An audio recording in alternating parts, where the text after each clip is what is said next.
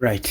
Mpuuga bwenjogerera kati aliira ku nsiko oluvannyuma lw'okuyiggibwa Muhammad Nsereko. Entabwe eva ku ki? Ngenda kuba nga ndukuwa oli ku Yogi Update TV kw'osinzidde oba ng'otuuliza kulisaayo nnyo obwakedde. Jjukira eŋŋambo eziyitiŋŋana oluvannyuma lw'abano okweyabya.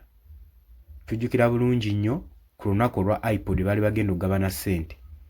Ebibiina bye baali batonzeewo bagenda mu maaso n'okulangira nga bye batagenda kubanga beesimbawo bwa presidential candidate. Kaakati eggwanga ne lisoberwa nga bagamba nti nno b'opposition bayinza batya okubanga tebopposinga gavumenti. Era ekyo ne kibajjako enviiri ku mutwe. Buli muntu kyamwewuunyisa ate ne balangirira n'okulangirira tebalina gwe bagenda kusekendinga mu nsonga eno kuyimirira amabega we okubanga bajjako Nakyemalira Mwami Yoweri Kaguta Museveni. Naye ebyama by'obaddemu tumanyi. Kigambibwa nti nno Speaker wa Parliament Anita Amongo waliwo omusimbi ogwali gulina okugabanwa nga gulina kuweebwa Muhammad Nsereko saako ne Mathias Mpuuga. Naye kati ebiyitiŋŋana mu ŋŋambo bigamba kati bano tebalima kambugu. Olw'ensonga nti nno Mathias Mpuuga y'omu ku baapiikinga ssente zino. Naye kigambye oluvannyuma lw'okukwata akasente Mpuuga n'amalamu omusu. Kati Nsereko ekimutabudde Mpuuga takwata kasimu kumugyamu. Kansooke nkuwe katambi n'oluvannyuma tuproceedinge. Honorable Muhammad Nsereko ng'ali ku TV ku radio ya Balamu ng'awanda omuliro eri Mathias Mpuuga nga mu ntandikwa baali naani? Balina Mathias Mpuuga. Kati video etandise. Abasinga obungi temukitegedde. Olwale mulabe nnyo Honorable Muhammad Nsereko ng'awanda omuliro eri Mathias Mpuuga nsamba. Ne temutegedde kivudde kuki? Nze nkibannyonnyole. Kansooke nkibannyonnyole. 1. Speaker Anita Amongi.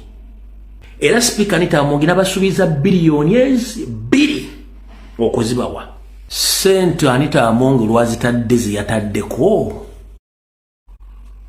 nga bulijjo atakulekera naawe tomulekera ennyanja ekuttoomera. Mpuuga olwafunye ssente yadduse emisinde n'essimu n'azijja kutakwata ssimu za Nsereko. Bayibuli ekugamba bw'olimala okunyagana nga bakola ki? Mpuuga olwafunye ssente okuva wa Speaker Anita Amongi teyawaddeko Muhammad Nsereko ku ddiru yaabwe nga bwe yali ey'obuwumbi obwo 2. Naye kireka ssente zonna tezaavuddeyo omuntu buwumbi 2. Ezaavuddeyo zadde ziwerako. Naye Mpuuga teyawaddeko Nsereko wadde n'ekikumi n'amasimu n'agajjako n'agaana okugakwata. Kati ate Nsereko agenda okukola inquiry ng'akasente kakoze ekikaafulumye. Ko Nsereko ogunywanga n'ogufujja ngenda kukalakata. Ne munyerera akole kati gwe muliro ogwo. Bibuli ekugamba nti olimala okubba ne bakola ki ne bakubba. Omukulu oyo agenza okulaba nga bimusobedde. Ekituufu kiri nti Guy one time yaliko omutuufu era nga ne byayogera bituufu. Naye olw'okuba nti bamanyira bizinesi z'ebyobufuzi bw'atyo n'ayonooneka. Era nakati bw'afuna obusungu ebituufu akola ki? Ebituufu abyogera. Bw'afuna obusungu ebituufu abyogera kubanga ebituufu abimanyi. N'okuba nti bali mu bizinesi ya politics. Kati business went wrong. Kati kyemutanategera kye kino. Mpuuga bw'amala omufera ayagala comeback agenda jijjawa. Yagezezzaako okunoonya ow'ekitiibwa jjajjaffe Kasimu Nakibinge yali ow'Isiraamu n'amunoonyaako batuule amubunyonnyola ebizibu bye. Era yamuwadde audience boogere.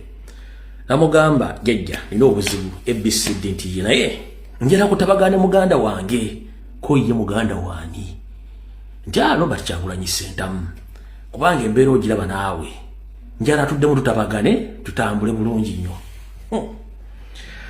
Mbuga nga mugamba ogambye eki nti njagala kudda mungu kiba kisoboka mune kati nzize wo gwonzaala gwokola buli kimu. Mbuga nga mugamba nti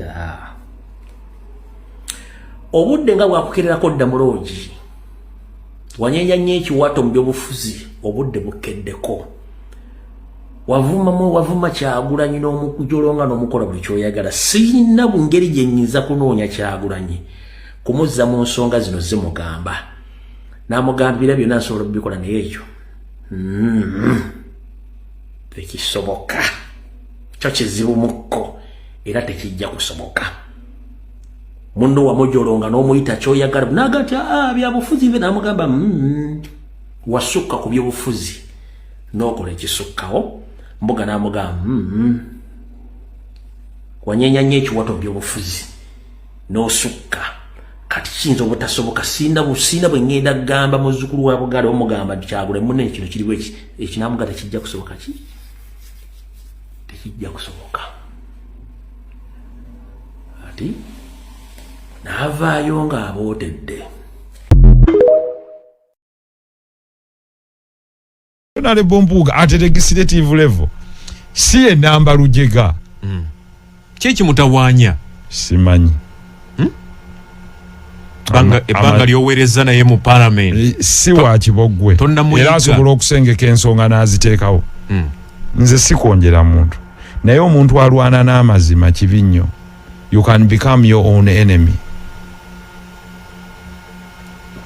Wamubuuzizako n'omanya ensonga lwaki agenda bw'aliddamu okufuna essimu yange ajja kubalako ennyo. Ffe eky'obusiraamu bwakyogera.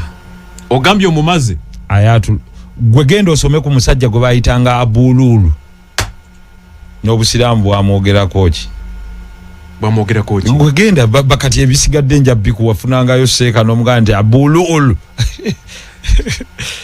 Abululu Allah ati bw'olaba Ibilisi olengera Abululu wansi oba Musailamatul Kadhabu kale noonya babuuze ekiganti man huwa al-Musailamatul Kadhabu Abululu kanchiwandiike wano Abululu yakola ki gwomanyi genda naawe osomeko mwe temwagala kusoma Abululu oba Musailamatul Kadhabu wandiika ekigambo Musailamatul Kadhabu. Kakati abamusomesa nti kasita otandika okufaanana nga Musailamatul Kadhabu Allah oba wedde ensebe kutadde nnyo. Tubadde tubasuubira mu gavumenti ng'eggumidde eryani ng'okola ne Honorable Mathias Mpuuga kyekyandibadde kibi naye olwaleero si kigaana omukago oguvuddewo kalasi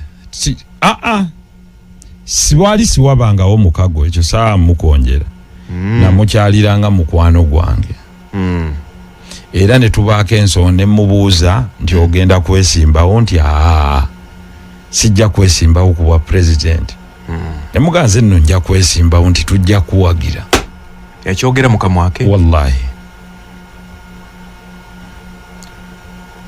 jo ebigambo ebirala ne bikyuka tagenda mu katemba Musailamatul Kadhabu kati gwogenze mu katemba kale ffe katukkirize kati naye katemba ye kamulabire ku lutimba kubanze nkubuuziza ffe bwe tuba tuli mu katemba bonga bwe bagamba bo baagala tugamba nti byambakama ategeka aka president kwe gamba ake mu PC akategeka.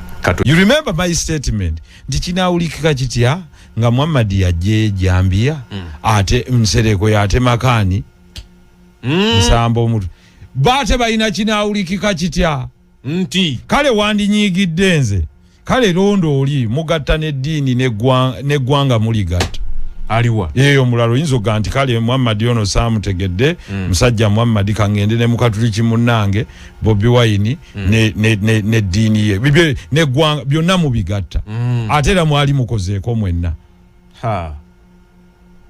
bali bakozeeko bonna. Yes, but I'm trying to tell you kale wandigaye nti akangende n'ennandala mafabi yali abaddeko n'ekibiina nandigambye ate wali buzibu maybe munnange teyalabye nti eyo wano waliwo ekibulawo wagamba kiwulikika kitya Nsereko era saakiko era ng'atemako nsambo omutwe bajja ne banneebaza ye kati ajjeeyo Najjolo akola ki ate gwe bw'otuuse ku minzaani yajjeeyo mbazzi agambu twaloba mutta akumementulo gwewo Allah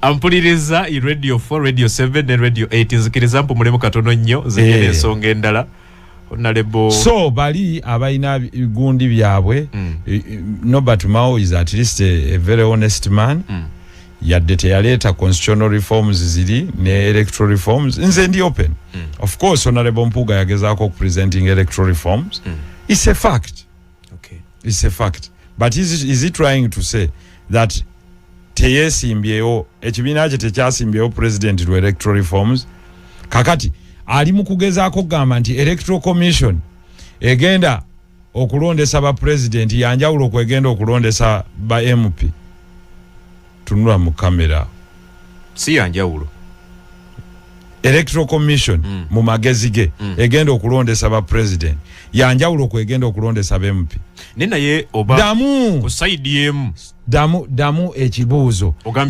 electoral commission yagaye nti yetayinza kwetaba mu kalulu kakiyita mu lujja ng'electoral commission yene eriwo yegenda okutegeka okulonda fine electoral commission egenda okutulondesa kuba president ye electoral commission egenda okulondesa BMP yes or no yemu byabakama yagikulira kati akimyemu ki azeyo ku BMP akimyemu ki basimbirawo ki ng'electoral commission gye yagaye nti without electoral reforms tujja kuba tugenda mu kalulu kakuyisa bivulu sikyo kakati kyembuuza byabakama alondesa president si akulira akakiiko era akalondesa MP omusajja ono naye ayina ensonga ze agamba azenga abayita mwegatte nze nakkiriza munoonye ennongoosereza mu mateeka ekyo kyangu nnyo ng'ogyeko ekyo nete mwegasseeko kiri mu foomu ndagaano wano nze era jjayo hasadi ya parliament bwe yakireeta ekyo nasituka mu bye nabuuza bino wammanga chairman Mao wagamba nti tugenda kukozesa biometric voter verification machines or technology BVVT yes mubira birimo where is the law two wagamba nti tugenda considering abantu abali e Bulaaya mu diaspora balonde because they are contributing Ugandans ate era balonzi where is the law three ne mugamba honorable Mpuga yaleeta reforms how come tezibadde captured because for me my heart is pure chairman Mao naddamu nti tuddayo mu cabinet tuzireete mbwangu wayiseewo emyezi 6 teziddanga kebera ku Hansard ekitegeeza obadde wamu naye mu kino nze ndi ku kituufu nze omuntu yenna bw'aba ayogera ekituufu nnyimirira naye ku mazima naye bw'oba olimba nkwawukanaku ekyo kibuuzanga President Museveni akiddiramu abantu abaga nti Nsereko is uncompromising when you're trying to fool him around. President Museveni buuza aga he is very uncompromising when you go for foolery. That's why we left a party. Baganda bange babaawo nnyo wano. Honorable Sechikubo, Honorable Tinga Simire. N'abalala era mbagamba nnyo. Nti the earlier you walk out gye batabaagala, the better. Because mukanya nti omusajja agende. Ate ne muddayo mu kibiina kye ne mugamba abeewo. Kakati you're sending mixed signals. You're very good legislators. Era nkiddamu at legislative level. Sigundi si wa kibogwe. Obutambi obwerabiddeko nga Muhammad Nsereko awanda muliro ng'agamba waakiri kale newankubadde akasente yandikatutte naye yandigambye nga munne munywanyi nfanfe ajja kumbaakinga ku bwa pulezidenti. Jjukira Mpuga yagambye ssaako n'ekibiina kino ekya PFF tebalina muntu n'omu gwe bagenda kusimba mabega kuwagira mu kalulu kano aka 2026. Ekyo nno kyamumazeeko nyenviri ku mutwe kati ate ebyo ng'okyabitadde ku bbali. Mpuga ye yamazeemu dda omusu n'akasente era kati aliira ku nsiko. Essimu za Nsereko takyazikwata. Kati entabo eyavudde kyobolaba batandise okuexposinga bokka na bokka. Bajja balwanagana na bokka bokka. Kikulaga ki ti mu ggwanga temubaddeemu opposition. Oli ku UG Update TV kosinzira banga otuwuliriza gwe tanatuyinga kukirira wansi waliwo ekigambo subscribe kikoneko obeere ng'otuyinga kabali mu diaspora mbatumiddeko nnyo mwebale kwekuumira ku mayingo gano aga UG Updates. Mbagala nnyo mweraba.